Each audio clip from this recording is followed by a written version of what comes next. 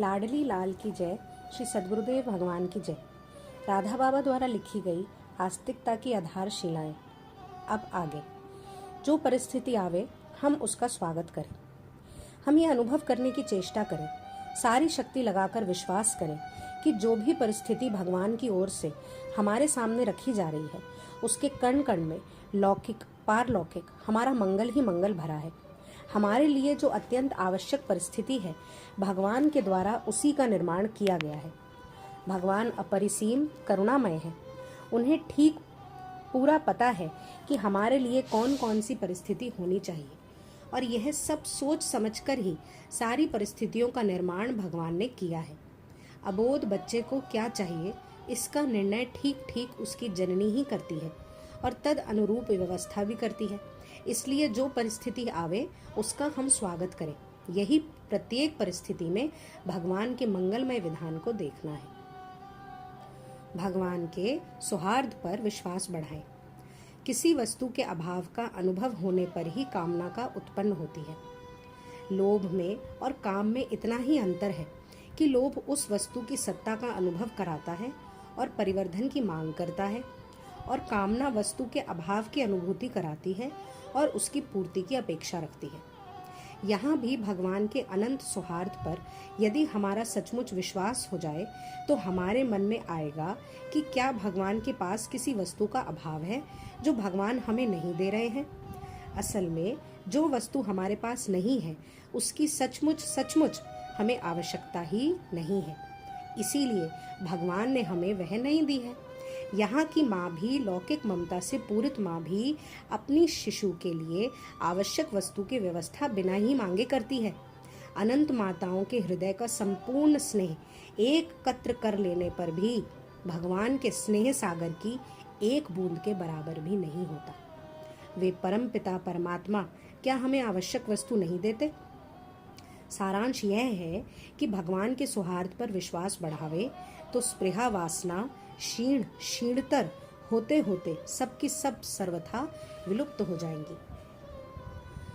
प्रत्येक विपत्ति में प्रभु के परम मंगलमय कर कमलों का दर्शन और स्पर्श प्राप्त करें। होठों पर स्मित और स्वर प्रभु के नाम की पुकार लिए हुए ही हमारी जीवन लीला समाप्त हो, और जब तक व्यवहार जगत में रहे तब तक संपूर्ण साहस के साथ प्रसन्न चित्त से प्रत्येक विपत्ति में प्रभु के परम मंगलमय कर कमलों का दर्शन स्पर्श प्राप्त करते हुए हंसते हंसते उसको सिर चढ़ाते चले जाएं। अनजान में भी प्रभु के प्रति विश्वास का ऊंचा से ऊंचा परमाणु भरते चले जाना भी कम नहीं है। पर जीवन के आदर्श के लिए क्षेत्र इतना विस्तृत है कि जिसकी सीमा आज तक किसी भी महात्मा ने नापी ही नहीं। सच्चे सुख का दर्शन हम कैसे पा सकते हैं? वास्तव में मानव जीवन का उद्देश्य क्या है? वह है सुख।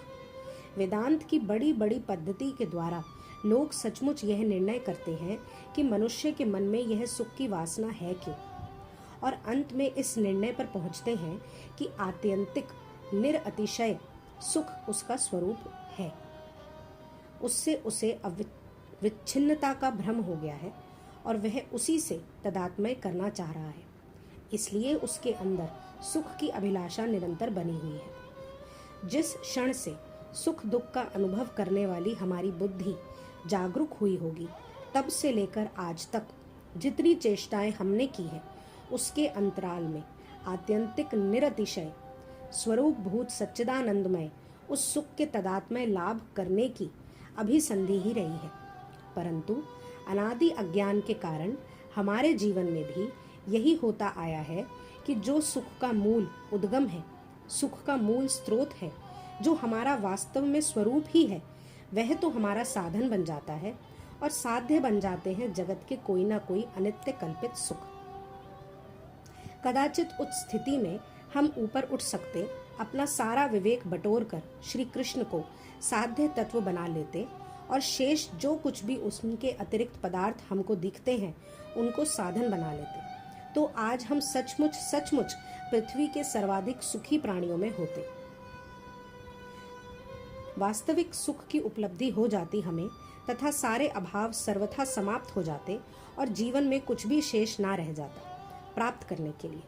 देर सबेर हमको इस धरातल पर आना ही पड़ेगा, अर्थात श्री कृष्ण को साध्य तत्व बनाना ही पड़ेगा, और जो कुछ भी श्री कृष्ण के अतिरिक्त वस्तु प्रतीत होती है, जैसे धन, जन, परिवार आदि, उनको साधन बनाना पड़ेगा, और तभी हम सचमुच सच्चे सुख के दर्शन पा सकेंगे। इसका अर्थ ये है कि जिस प्रकार हम भगवान कृष्ण को साधन बना लेते हैं और हम धन, जन, परिवार को साध्य, यानी भगवान से हम जन, धन और परिवार के लिए ही कुछ ना कुछ मांगते हैं या अपने स्वयं के सुख के लिए कुछ मांगते हैं, जबकि हमें अपने जन, धन, परिवार आदि और अपने आप को स्वयं को भी साधन बनाना चाहिए और हमारे भगवान को, हमारी श्री जी को साध्य बनाना चाहिए।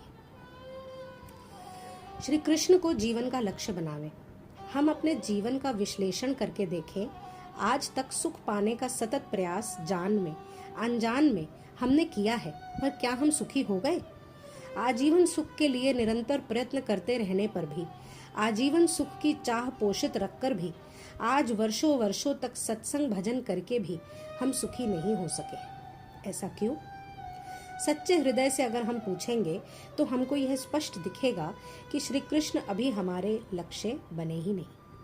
हमारी कल्पना से प्रसूत जो सुख की वृत्ति है, श्री कृष्ण उसके साधन मात्र ही है, पर उनका एक चिन्मय विलास अनादिकाल से चल रहा है, अनंत काल तक चलता रहेगा।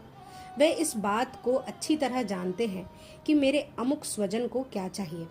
उनके निर्णय में कभी भ्रम का समावेश हो ही नहीं सकता। जैसे हम अपने बच्चों के लिए निर्णय कर लेते हैं और तुरंत ही उसकी इच्छित वस्तु उसे देने का संकल्प हमारे मन में जगता है और व्यवस्था भी करने का प्रयत्न करते हैं, क्योंकि हमारे मन में प्रभु के अनंत अपरिसीम निरावल प्यार का प्रतिबिंब ही आता है, जो बच्चों को प्यार देने के लिए उद्विग्न हो उठता है।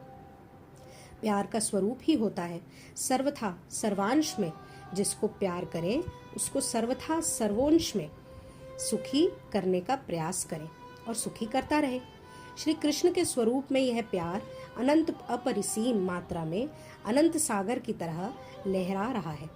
उसी का प्रतिबिंब हमारे मन में जागृत होता है और हम अपने बच्चों को सुख पहुंचाने की चेष्टा करते हैं, किंतु एक वस्तु की चाह पूरी होते ही बच्चा दूसरी वस्तु की चाह करने लगता है। ऐसा क्यों होता है? ऐसा इसलिए होता है कि वास्तव में जिसे वस्तु की मांग उस बच्चे ने की थी, उसमें पूर्ण सुख की उपलब्धि उसे नहीं हुई। तुरंत ही उसके मन में, अज्ञात मन में नवीन सुख की अभिलाषा जागी और उसके अनुसार उसकी मांग फिर हुई, अर्थात एक नवीन सुख की अभिलाषा, उसकी मांग, उसकी पूर्ति, और फिर नवीन सुख की अभिलाषा, उसकी मांग और उसकी पूर्ति। यह क्रम चलता ही रहा। श्री कृष्ण के प्रति भी हमारा संबंध ठीक इसी प्रकार बना हुआ है, सुख की अभिलाषा, मांग और फिर उसके द्वारा उसकी पूर्ति। श्री कृष्ण लक्ष्य ही नहीं बन सके अभी तक, तो सच्ची चाह होते ही भगवान मिल जाएंगे। यदि हम किसी दूर स्थित मित्र को याद करें तो उसकी मानसिक मूर्ति तो सामने आ जाएगी, पर उसका शरीर यहाँ से बहुत दूर किसी अन्य स्थान में होने के कारण नहीं दिखेगा। परंतु भगवान में ये बात नहीं है। भगवान और भगवान का स्मरण दो वस्तु नहीं है। जिस समय हम भगवान की मूर्ति अपने मानस पटल पर लाते हैं, उसी समय वही पूर्ण रूप से भगवान हमारे मन में आ जाते हैं। पर वे बोलते इसलिए नहीं है कि हम उन्हें भगवान का चित्र मान लेते हैं और थोड़ी देर बाद फिर दूसरे कामों में लग जाते हैं। यदि ठीक से कोई एक भी लीला का चित्र बांधकर मन को उसमें डुबाए रखे तो उसी भगवान की मूर्ति में भगवान प्रकट हो जाएंगे, क्योंकि भगवान वहाँ पहले से ही हैं। जब तक मन नहीं लगाएंगे तब तक मैं भगवान को जानता हूँ यह कहना बनता नहीं। जरा सोचें, धन चाहने पर मन उसमें कैसे लगता है?